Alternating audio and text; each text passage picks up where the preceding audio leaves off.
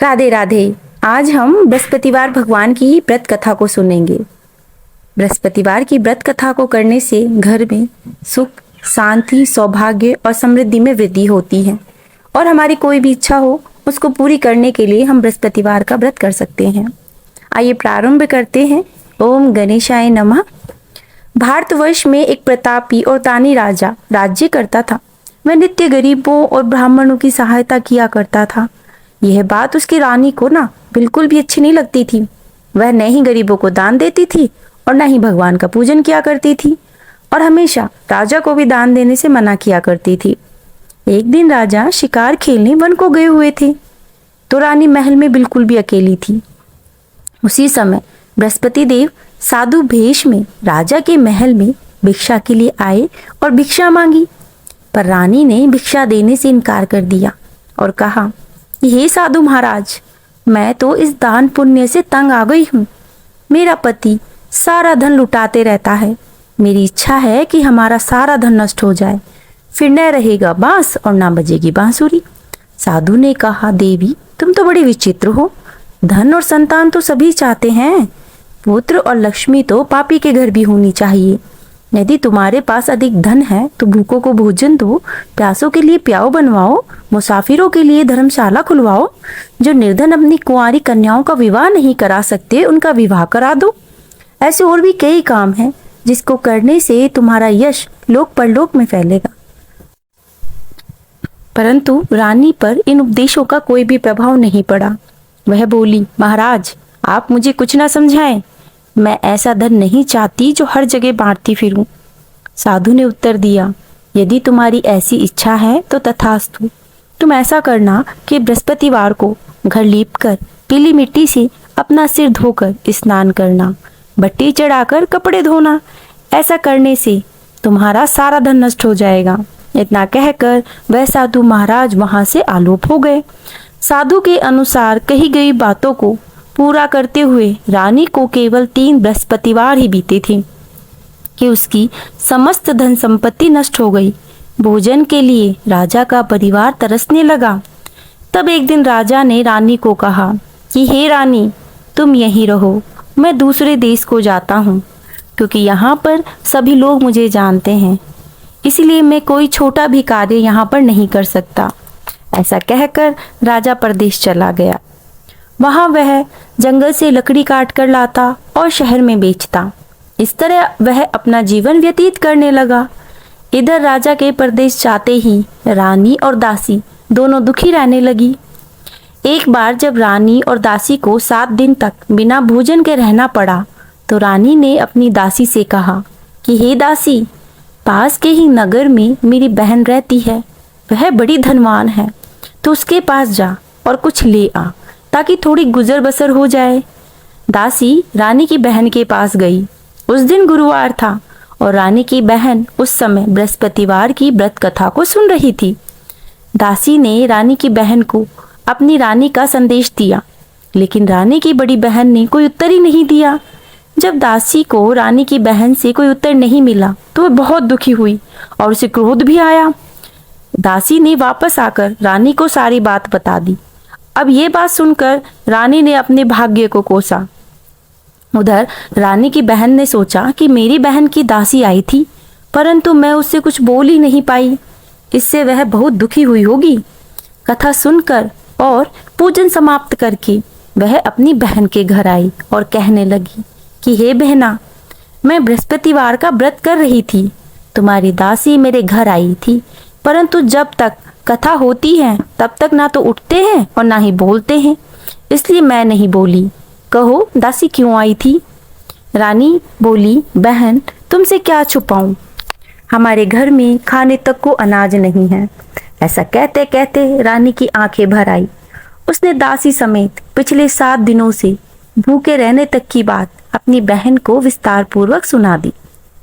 रानी की बहन बोली, देखो बहन, भगवान बृहस्पति देव सबकी मनोकामनाओं को पूर्ण करते हैं। देखो शायद तुम्हारे घर में अनाज रखा हो। पहले तो रानी को इस बात पर बिल्कुल भी विश्वास नहीं हुआ, पर अपनी बहन के आग्रह करने पर उसने अपनी दासी को घर के अंदर भेजा तो सचमुच अनाज से भरा एक घड़ा मिल गया। ये देखकर दासी बहुत ही हैरान हुई। अब दासी कहने लगी कि हे रानी, जब हमको भोजन नहीं मिलता तो हम व्रत ही तो करते हैं, इसलिए क्यों ना इनसे व्रत और कथा की विधि ही पूछ ली जाए ताकि हम भी व्रत कर सकें। तब रानी ने अपनी बहन से बृहस्पतिवार की व्रत कथा के बारे में पूछा तो उसकी बहन ने बताया, बृहस्पतिवार के दिन चने की दाल और मुनक्के से विष्णु भगवान का केले की जड़ से पूजन करें, दीपक जलाएं, व्रत कथा सुने और पीला भोजन ही करें, पीले वस्त्र धारण करें, इससे बृहस्पति देव प्रसन्न होते हैं। व्रत और पूजन विधि बताकर रानी की बहन अपने घर लौट गई। 7 दिनों के बाद जब गुरुवार आया तो रानी और दासी ने व्रत रखा। गुड़साल में जाकर चना और गुड़ ले आई, फिर उससे केले की जड़ और विष्णु भगवान का पूजन किया। अब पीला भोजन कहाँ से आए, दोनों इस बात को लेकर बहुत दुखी थी। चूंकि उन्होंने व्रत रखा था इसलिए बृहस्पति देव उनसे प्रसन्न थे। तो एक साधारण व्यक्ति के रूप में बृहस्पति देव ने 2 थालों में सुंदर पीला भोजन दासी को दे गए। भोजन पाकर दासी प्रसन्न हुई और फिर रानी के साथ मिलकर भोजन ग्रहण किया। उसके बाद भी वे गुरुवार का व्रत और पूजन करने लगे। बृहस्पतिवार भगवान की कृपा से उनके पास फिर से धन संपत्ति आ गई, परंतु रानी फिर से पहले की तरह आलस्य करने लगी। तब दासी बोली, देखो रानी, तुम पहले भी इस तरह आलस्य करती थी। तुम्हें धन रखने में कष्ट होता है, इस कारण सभी धन नष्ट हो गया, और अब जब भगवान बृहस्पति देव की कृपा से धन मिला है तो तुम्हें फिर से आलस्य हो रहा है।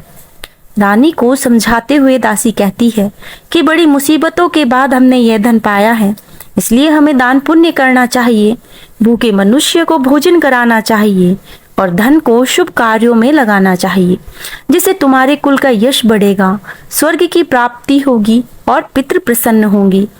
अब दासी की बात सुनकर रानी अपना शुभ कार्यों में अपना धन लगाने लगी, जिससे पूरे नगर में उसका यश फैलने लगा। दूसरी तरफ राजा दुखी होकर जंगल के एक पेड़ के नीचे आसन जमाकर बैठा था। वह अपनी दशा को याद करके व्याकुल होने लगा। बृहस्पतिवार का दिन था। एकाएक उसने देखा कि निर्जन वन में एक साधु प्रकट हुए। वे साधु वेश में स्वयं बृहस्पति देवता थे। लक्कड़हारे के सामने आकर बोले, हे लक्कड़हारे, इस सुनसान जंगल में तू चिंतामग्न क्यों बैठा है? लक्कड़हारे ने दोनों हाथ जोड़कर प्रणाम किया और उत्तर दिया, महात्मा जी, आप तो सब कुछ जानते हैं, मैं क्या कहूँ, यह कहकर रोने लगा और साधु महाराज को अपनी आत्मकथा सुनाई। महात्मा जी ने कहा, तुम्हारी स्त्री ने बृहस्पतिवार के दिन बृहस्पति भगवान का निरादर किया था, जिसके कारण रुष्ट होकर उन्होंने तुम्हारी यह दशा कर दी। अब तुम चिंता को दूर करके मेरे कहने पर चलो तो तुम्हारे सारे कष्ट दूर हो जाएंगे और भगवान पहले से अधिक संपत्ति देंगे। तुम बृहस्पतिवार के दिन कथा किया करो, 2 पैसे के चने मुनक्के लाकर उनका प्रसाद बनाओ और शुद्ध जल से लोटे में शक्कर मिलाकर अमृत तैयार करो। कथा के पश्चात अपने सारे परिवार और सुनने वाले प्रेमियों में अमृत और प्रसाद बांटकर आप भी ग्रहण करो। ऐसा करने से भगवान सब मनोकामनाएं पूरी करेंगे। साधु के ऐसे वचन सुनकर लक्कड़हारा बोला कि हे प्रभु, मुझे लकड़ी बेचकर भी इतना पैसा नहीं मिलता जिससे मैं रात्रि को कुछ बचा सकूं। मैंने रात्रि में अपनी स्त्री को व्याकुल देखा है, मेरे पास कुछ भी नहीं जिससे मैं उसकी खबर मंगा सकूं। साधु ने कहा, हे लक्कड़हारे, तुम किसी बात की चिंता मत करो। बृहस्पतिवार के दिन तुम रोजाना की तरह लकड़ियां लेकर शहर को जाओ। तुमको रोज की भांति दुगना धन प्राप्त होगा, जिससे तुम भली भांति भोजन कर सकोगे तथा बृहस्पति देव की पूजा का सामान भी आ जाएगा। इतना कहकर साधु अंतर ध्यान हो गए। धीरे धीरे समय व्यतीत होने पर फिर वही बृहस्पतिवार का दिन आया। लक्कड़हारा जंगल से लकड़ी काटकर किसी शहर में बेचने गया। उसे उस दिन और दिन से भी अधिक पैसा मिला। राजा ने चना गुड़ लाकर बृहस्पतिवार का व्रत किया। उस दिन से उसके सभी क्लेश दूर हो गए, परंतु जब दोबारा गुरुवार का दिन आया तो वह व्रत करना भूल गया। इस कारण बृहस्पति देव उससे रुष्ट हो गए। उस दिन उस नगर के राजा ने विशाल यज्ञ का आयोजन किया और शहर में एक घोषणा करा दी कि कोई भी मनुष्य अपने घर में भोजन ना बनावे, आग ना जलावे, समस्त जनता मेरे घर भोजन करने आवे। इस आज्ञा को जो नहीं मानेगा उसे फांसी की सजा दी जाएगी। इस तरह की घोषणा संपूर्ण नगर में करवा दी गई। राजा की आज्ञा अनुसार शहर के सभी लोग भोजन करने गए, लेकिन लक्कड़हारा कुछ देर से पहुंचा, इसलिए राजा उसको अपने साथ घर लिवा ले गए और ले जाकर भोजन करा रहे थे तो रानी की दृष्टि उस खूंटी पर पड़ी जिस पर उसका हार लटका हुआ था। वहां वह दिखाई नहीं दिया तो रानी ने निश्चय किया कि इस मनुष्य ने मेरा हार चुरा लिया है, और उसी समय सिपाहियों को बुलाकर उसको कारागार में डलवा दिया। जब लक्कड़हारा कारागार में पड़ गया और बहुत दुखी होकर विचार करने लगा कि न जे कौन से पूर्व जन्म का दुख मुझे प्राप्त हुआ है, और साधु की बात को याद करने लगा जो उसे जंगल में मिला था। उसी समय तत्काल बृहस्पति देव साधु के रूप में प्रकट हुए और उसकी दशा को देखकर कहने लगे कि अरे मूर्ख, तूने बृहस्पति देव की कथा नहीं करी, इस कारण तुझे दुख प्राप्त हुआ है। अब तू चिंता मत कर, बृहस्पतिवार के दिन कारागार के दरवाजे पर 4 पैसे तुझे पड़े हुए मिलेंगे। तू उनसे बृहस्पति देव की पूजा करना, तेरे सारे कष्ट दूर हो जाएंगे। बृहस्पतिवार के दिन उसे 4 पैसे मिले। लक्कड़हारे ने कथा कही। उसी रात्रि को बृहस्पति देव ने उस नगर के राजा को स्वप्न में कहा कि हे राजा, तूने जिस आदमी को कारागार में बंद किया है वह निर्दोष है, वह राजा है, उसे छोड़ दे। रानी का हार उसी खूंटी पर लटका है, अगर तू ऐसा नहीं करेगा तो मैं तेरे राज्य को नष्ट कर दूंगा। इस तरह रात्रि में स्वप्न को देखकर राजा प्रातःकाल उठा, खूंटी पर हार देखकर लक्कड़हारे को बुलाकर क्षमा मांगी और योग्य सुंदर वस्त्र आभूषण देकर उन्हें विदा किया। बृहस्पति देव की आज्ञा अनुसार लक्कड़हारा अपने नगर को चल दिया। राजा जब अपने नगर के निकट पहुंचा तो उसे बड़ा आश्चर्य हुआ। नगर में पहले से भी अधिक बाग, तालाब, कुएं, बहुत सी धर्मशालाएं, मंदिर आदि बन गए थे। राजा ने पूछा, ये बाग किसका है, धर्मशालाएं किसकी हैं? तब नगर के सब लोग कहने लगे, यह सब बांदी और रानी के हैं। तो राजा को बड़ा आश्चर्य हुआ और गुस्सा भी आया।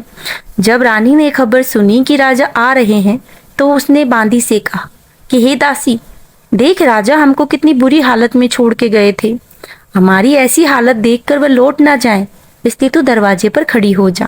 आज्ञा अनुसार दासी दरवाजे पर खड़ी हो गई। राजा आए तो उन्हें अपने साथ लिवा लाई। तब राजा ने क्रोध से अपनी रानी से पूछा कि धन तुम्हें कैसे प्राप्त हुआ? तब उन्होंने कहा, हमें ये सब बृहस्पति देव के व्रत के प्रभाव से प्राप्त हुआ है। राजा ने निश्चय किया कि 7 रोज बाद तो सभी बृहस्पति देव का पूजन करते हैं, परंतु मैं प्रतिदिन दिन में 3 बार कहानी और रोज व्रत किया करूंगा। अब हर समय राजा के दुपट्टे में चने की दाल बंधी रहती थी और दिन में 3 बार वह कहानी कहता था। एक रोज राजा ने विचार किया कि चलो अपनी बहन के यहाँ होके आते हैं। इस तरह निश्चय कर राजा घोड़े पर सवार होकर अपनी बहन के यहाँ को चलने लगा। मार्ग में उसने देखा कुछ आदमी एक मुर्दे को लिए जा रहे हैं और उन्हें रोककर राजा कहने लगा, अरे भाइयों, मेरे बृहस्पति देव की कथा तो सुन लो। वो बोले, लो हमारा तो आदमी मर गया और इसको अपनी कथा की पड़ी हुई है। परंतु कुछ आदमी बोले, अच्छा कहो, हम तुम्हारी कथा सुनेंगे। राजा ने दाल निकाली। जब कथा आधी कही तो मुर्दा हिलने लगा और जब कथा समाप्त हो गई तो राम राम कहकर वह मुर्दा उठ गया। आगे मार्ग में उसे किसान खेत में हल चलाता हुआ मिला। राजा ने उसे देखा और उससे बोला, अरे भाइयों, तुम मेरी बृहस्पति देव की कथा सुन लो। किसान बोला, जब तक मैं तेरी कथा सुनूंगा ना, मैं 4 हरैया जोत लूंगा। जा अपनी कथा किसी और को सुना। इस तरह राजा आगे चलने लगा। राजा के हटते ही बैल पछाड़ खाकर गिर गए और किसान के पेट में बड़ी जोर से दर्द होने लगा। उस समय उसकी माँ रोटी लेकर आई। उसने जब यह देखा कि अपने पुत्र में ऐसी हालत में और बेटे ने सभी हाल कह सुनाया तो बुढ़िया दौड़ी दौड़ी उस घुड़सवार के पास गई और उससे बोली, मैं तेरी कथा सुनूंगी, तू अपनी कथा मेरे खेत पर ही चलकर कहना। राजा ने बुढ़िया के खेत पर जाकर कथा कही, जिसे सुनते ही वह बैल उठ खड़े हुए और किसान के पेट में भी दर्द बंद हो गया। राजा अपनी बहन के घर पहुंचा। बहन ने भाई की खूब मेहमान नवाजी की। दूसरे रोज प्रातःकाल राजा जगा तो देखने लगा सब लोग भोजन कर रहे हैं। राजा ने अपनी बहन से कहा, ऐसा कोई मनुष्य है जिसने भोजन नहीं किया? मेरे बृहस्पति देव की कथा सुन ले। बहन बोली, भैया ये देश तो ऐसा ही है कि पहले लोग यहाँ भोजन करते हैं, बाद में कोई अन्य काम करते हैं। मैं देख के आती हूँ, पड़ोस में कोई होगा तो। ऐसा कहकर वे देखने चली गई। परंतु उसे कोई व्यक्ति नहीं मिला जिसने भोजन न किया हो। अंत में एक कुमार के घर गई जिसका लड़का बीमार था। उसे मालूम हुआ कि उनके यहाँ 3 रोज से किसी ने भोजन नहीं किया। रानी ने अपने भाई की कथा सुनने के लिए कुम्हार से कहा तो वह तैयार हो गया। राजा ने जाकर बृहस्पति देव की कथा कही, जिसको सुनकर उनका लड़का ठीक हो गया तो राजा की प्रशंसा होने लगी। एक रोज राजा ने अपनी बहन से कहा कि बहन चलो घर चलते हैं, तुम तैयार हो जाओ। राजा की बहन ने अपनी सास से कहा तो सास ने कहा हाँ चली जा, परंतु लड़कों को मत ले जाना क्योंकि तेरे भाई की तो कोई औलाद ही नहीं है। बहन ने अपने भाई से कहा कि भैया मैं तो चलूंगी पर कोई बालक नहीं जाएगा। तो राजा बोला जब कोई बालक ही नहीं चलेगा तो तुम चलकर क्या करोगी। बड़े दुखी मन से राजा अपने नगर को लौट आया। राजा ने रानी से कहा हम निर्वंशी हैं, हमारा मुंह देखने का धर्म नहीं और कुछ भोजन आदि किसी ने नहीं किया। रानी बोली हे प्रभु, बृहस्पति देव ने हमें सब कुछ दिया है तो वो औलाद भी हमें अवश्य देंगे। उसी रात को बृहस्पति देव ने राजा से स्वप्न में कहा कि हे राजा उठ, सभी सोच त्याग दे, तेरी रानी गर्भ से है। राजा की बात सुनकर बड़ा प्रसन्न हुआ। 9वें महीने में उसके गर्भ से एक सुंदर पुत्र पैदा हुआ। तब राजा बोला हे रानी, स्त्री बिना भोजन के रह सकती है पर बिना कुछ कहे नहीं रह सकती। जब मेरी बहन आए तो तुम उससे कुछ मत कहना। रानी ने सुनकर तो हाँ कर दिया। जब राजा की बहन ने ये शुभ समाचार सुना तो बहुत प्रसन्न हुई तथा बधाई लेकर अपने भाई के यहाँ आई। तब रानी ने कहा घोड़ा चढ़कर तो आई नहीं, गधी चढ़कर आई। राजा की बहन बोली भाभी, मैं इस प्रकार ना कहती तो तुम्हें औलाद कैसे मिलती।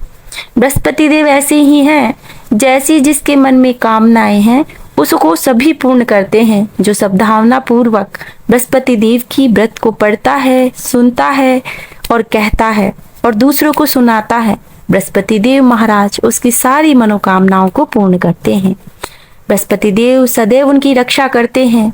संसार में जो मनुष्य सद्भावना से भगवान का पूजन व्रत सच्चे हृदय से करते हैं उनकी सारी मनोकामनाओं को वो पूरी करते हैं।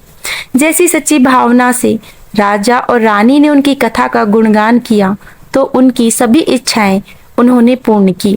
इसलिए पूर्ण कथा सुनने के बाद प्रसाद लेना चाहिए, हृदय से उनका मनन करते हुए जयकारा बोलना चाहिए।